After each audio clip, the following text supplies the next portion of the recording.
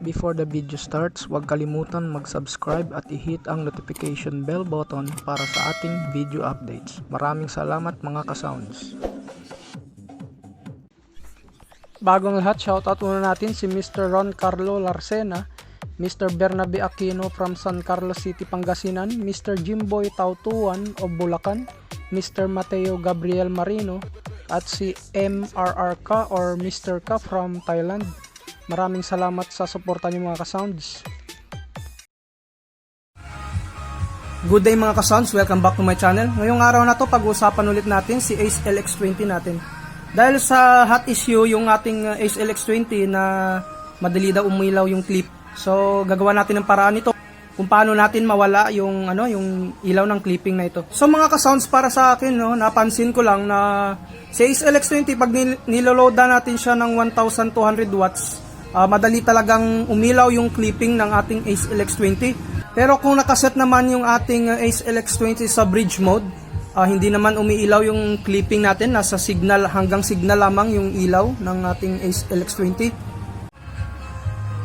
So lilinawin ko muna pala yung totoong RMS ni Ace LX20. Sa mga previous videos ko, sinasabi ko na 400 watts si Ace LX20. Ngayon may nakita na akong pruweba na yung wattage lamang ni Ace LX20 is 300 watts RMS.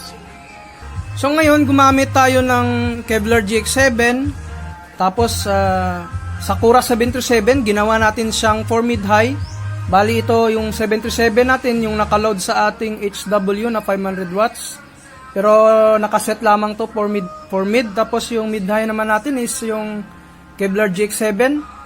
Yung Kevler GX7 natin is nakaset siya sa ating KS 450 na 450 watts. So si Ace LX20 naman, niload na natin siya ng 1200 watts. So mga ka-sounds, ito yung ating setup sa mga speakers natin.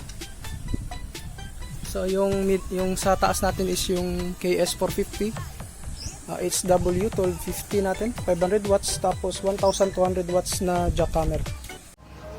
Tapos kinabitan natin sila ng equalizer. Ito yung equalizer na to na sa taas is yung ating 4 mid high, tapos ito yung 4 bass naman natin na equalizer. So mga ka-sounds, mag sound test muna tayo, no? So magbo-volume tayo sa mixer natin.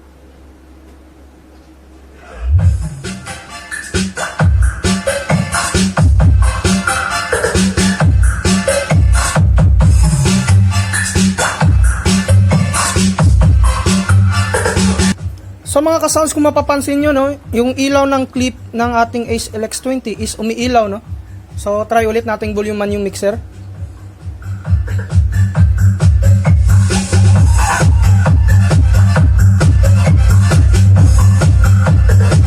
So mga ka-sounds, kung mapapansin nyo, yung sensitivity ng ating Ace LX20 is nakaset sa 0.77. Susubukan natin siyang ilagay sa 1.0 volts kung mawawala yung ilaw ng clipping ng ating Ace LX20. So pihitin lang natin siya sa 1.0. So ayan, nakaset na siya sa 1.0 volt. Susubukan ulit natin yung sound check kung mawawala ba yung clipping. So every time na mag-switch kayo sa likod, dapat naka-off talaga yung Ace LX20 nyo. So i-on muna natin yung Ace LX20.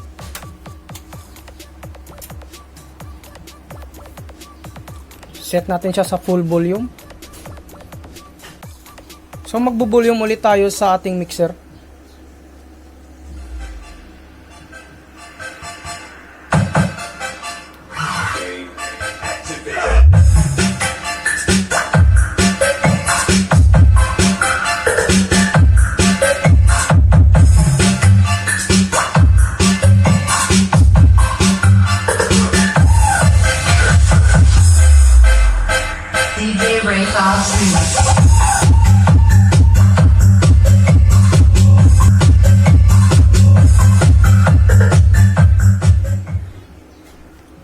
So kung makikita nyo mga ka-sounds, umiilaw yung clipping niya, pero kung ikumpara mo siya sa previous na 0.77, mas lessen yung ilaw ng clipping. So mga ka-sounds, dahil sa umiilaw pa rin yung clipping natin, pero at least mas na lessen yung ilaw ng clip ng Ace LX20 natin. Ngayon, isi-set ulit natin siya sa 1.5 volts subukan natin kung mawawala talaga yung ilaw ng clip kung maset natin siya sa 1.5 volts. So ngayon isi-set natin siya.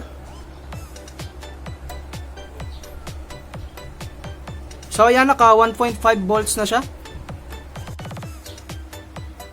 I-switch on ulit natin yung power amplifier natin.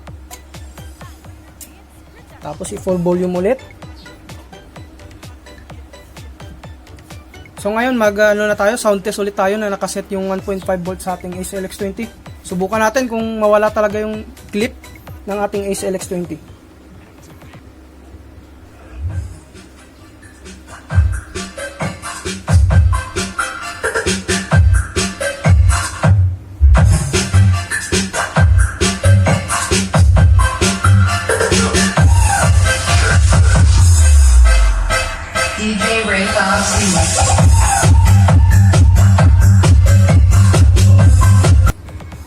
So mga ka-sounds, kung mapapansin nyo, hindi na talaga umiilaw yung clip ng ating Ace LX20 kung nakaset sa 1.5 volts. So yun yung demo natin sa tatlong settings ng sensitivity ng ating Ace LX20, yung 0.77, 1.0 at saka 1.5. So kung nakaset talaga siya sa 1.5 volts, hindi na talaga umiilaw yung clip indicator ng ating Ace LX20. So ngayon mga ka-sounds, susubukan natin si Ace LX20 sa bridge mode. Kung iilaw yung clipping natin, kasi nasabi ko kanina na pag nasa bridge mode, hindi umiilaw yung clip indicator ni Ace LX20 kahit na nakaset sa 0.77. So piitin natin yung ating selector dito. So nakaset na siya sa bridge mode, tapos tanggalin natin yung mga wire ng speaker natin. So sa pag-setup natin ng bridge mode, sa likod ng Ace LX20 natin, kung makikita nyo, ito yung ating positive sa taas, ito yung negative. Ito may nakalagay siya na bridge, positive, negative. So yung red, lalagay natin siya sa taas.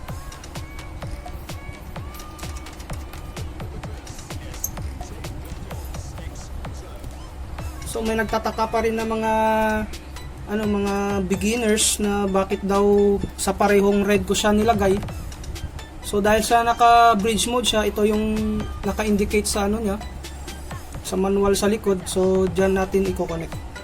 Dahil pag sa bridge mode, yung wattage ni Ace LX20 is nasa 1200 watts. Pag naka-bridge mode siya sa 4 ohms. So dahil yung ating box is hindi tayo pwede makatap sa isang box. So dito ako magtatap. So yung connection nito is parallel. So wag nyo lang gayahin yung gagawin ko, dapat kasi may banana plug to. So yung ginawa ko, sinuksok ko lamang ito. So dahil sa panandalian lamang yung ating connection is ito yung ginawa ko.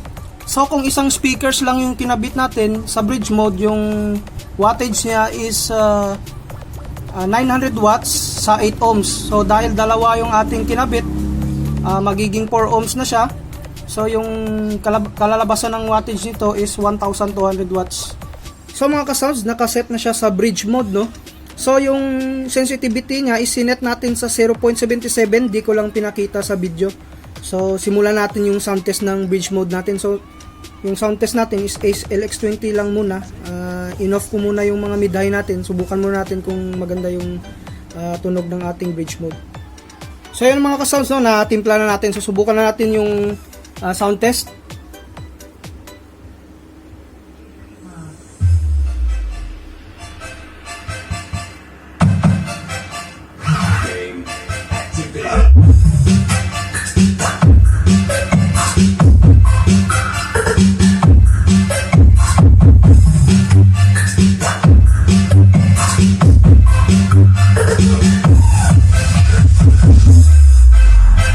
DJ Lakas.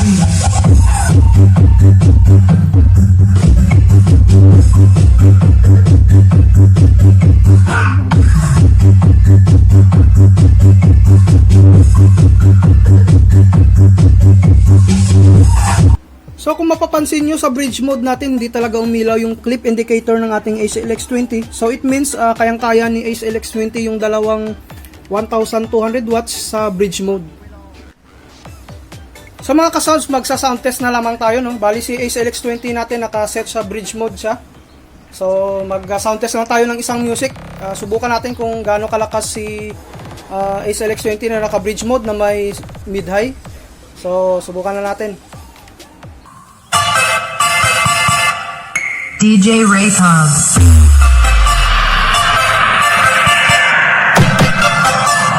Game activate.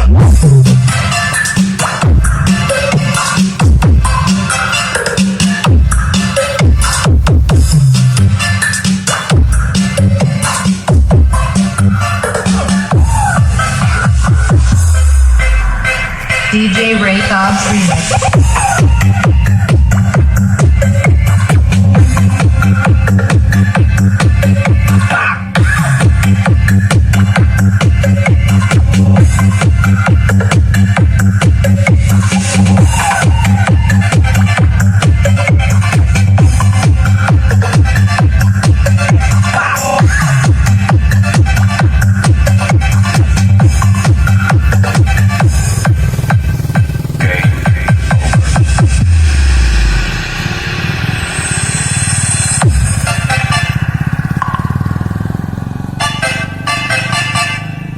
DJ Lakas.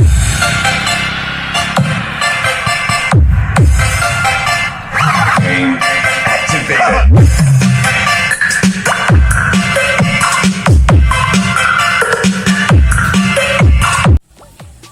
So mga ka-sounds, yun yung sound test natin. Magsa-sound test ulit tayo. Bali pupunta ako sa 100 meters yung layo. Subukan natin kung gaano siya kalakas.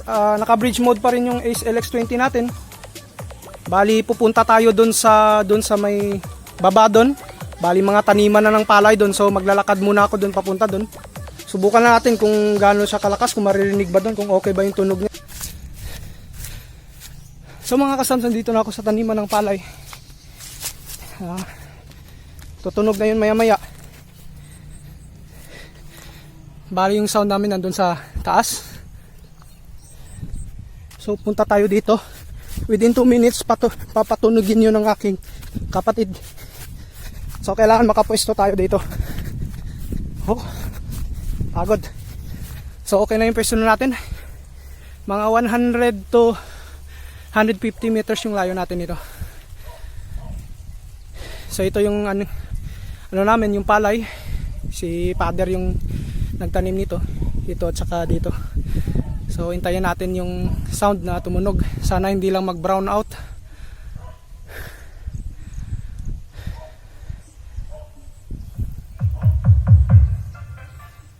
So ayan ang mga ka-sounds. Grabe ang tagundong dito sa baba. Loud and clear dito, sobrang lakas.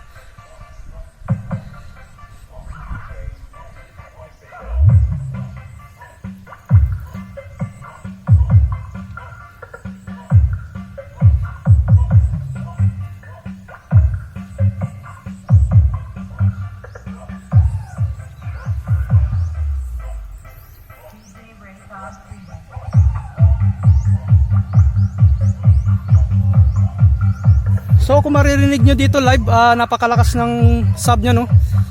Dito talaga yung tumbok ng MCB, yung harap ng MCB.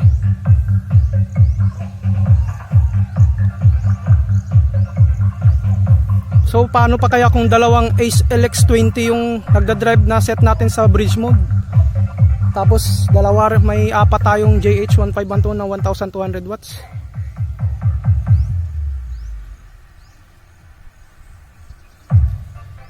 So hindi lang natin na-adjust ng konti yung mid, medyo kulang tayo sa mid, pero pwede pa yun palakasin yung mid high natin.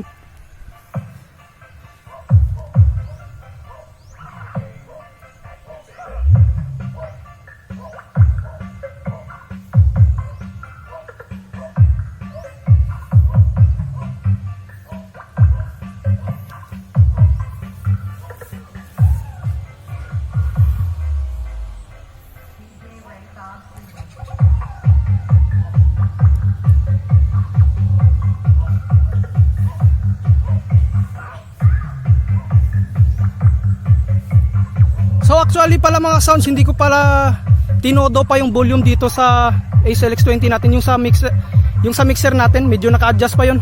So pwede pang dagdagan yung lakas nya.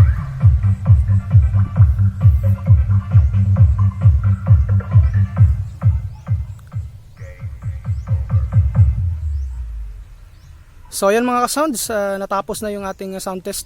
So babalik na ako dun sa bahay. So mga ka-sounds, hanggang dito na lang yung video natin. Sana may natutunan kayo, no, sa ating topic ngayon. So hanggang dito na lang muna. Sa mga bagong nag-subscribe, huwag niyong kalimutan na i-hit yung notification bell button para sa mga video updates natin na i-upload. Maraming salamat mga ka-sounds.